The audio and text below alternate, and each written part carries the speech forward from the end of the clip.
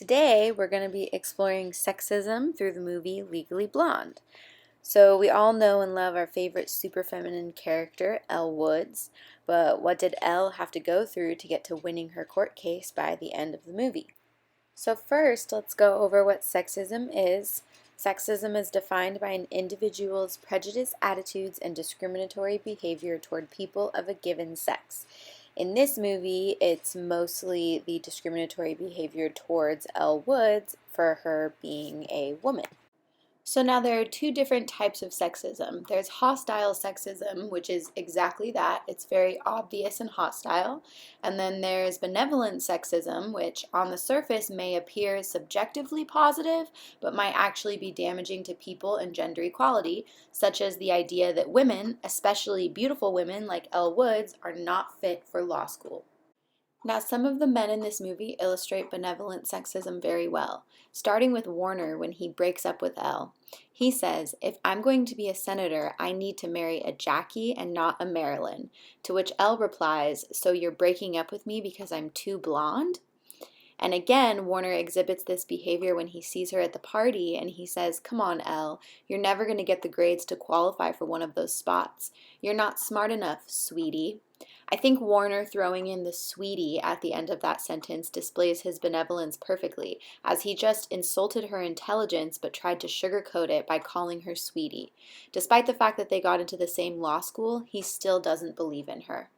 And I do want to give an honorable mention to our friend Emmett, because right after this party is where she meets him, and he is a very good example of someone who is not sexist. He sees Elle for the ambitious girl that she is, and not the blonde girl in the bunny costume. Our next example of a benevolent sexist character is Professor Callahan. He doesn't believe in Elle just like everyone else when he first meets her, but after she has proven herself, because she has to, he brings her into his office and praises her for her performance of the day. He calls her smart and says she is smarter than most of the guys on his payroll. He then continues to try and make a move on her, to which Elle replies, "Are you hitting on me?" And Callahan responds with, "Well, you're a beautiful girl." And Elle says, "What about everything that you just said?" And Callahan says, "I'm a man who knows what he wants." This shows how Elle is not actually appreciated for her hard work, but she is more appreciated for the way that she looks. It demeans her and upsets her so much that she decides to quit Callahan's case. Now, toward the end of the movie, a fellow female friend, Brooke Wyndham, helps Elle take her power back by asking Elle to represent her in court. At first, Elle is apprehensive and nervous, but soon she finds her power and is able to get to the bottom of Chutney's story. I do want to point out that in this courtroom scene, young Chutney is right off the bat seen as innocent. This could be due to her physical appearance. She is young, attractive, and baby-faced, and this can skew jurors' assumptions if someone is guilty or not.